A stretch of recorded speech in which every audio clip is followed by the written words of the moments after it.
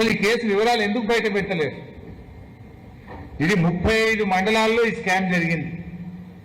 జనగామ జిల్లా, యాదాద్రి భువనగిరి జిల్లా, మేడ్చల్ జిల్లా 35 మండలాల్లో ఈ స్కామ్ జరిగితే దీని మీద విచారణకు ఒక సిట్ వేయొచ్చు కదా.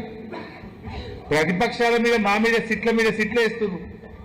కేసీఆర్ గారినో బీఆర్ఎస్ పార్టీ నాయకులను ఇబ్బంది పెట్టడానికి మా మీద మాత్రం సిట్లు వేస్తున్నారు. ప్రతిపక్షాల మీద కమిషన్లు వేస్తున్నారు. విద్యుత్ కమిషన్, కాళేశ్వరం కమిషన్, మా గౌరవ శాసనసభ్యులు కౌశిక్ మీద సిఐడి వేసిండ్రు. బీఆర్ఎస్ నాయకులను వేధించడానికి సిట్టులు, సిఐడిలు, కమిషన్లు, అక్రమ కేసులు, అరెస్టులు బీఆర్ఎస్ మీద చేస్తారు. ఇవాళ రాష్ట్ర ప్రభుత్వ ఖజానాకే చిల్లు కొడతా ఉంటే, ఖజానాను కొల్లగొడతా ఉంటే, 35 మండలాల్లో స్కామ్ జరిగితే దీన్ని ఇప్పటి వరకు బయటకు ఎందుకు తీయడం లేదు? దీని మీద సిఐడి విచారణలో ఒక సిట్టో వేసి దొంగల్ని దొరకబట్టాలనా వద్దా?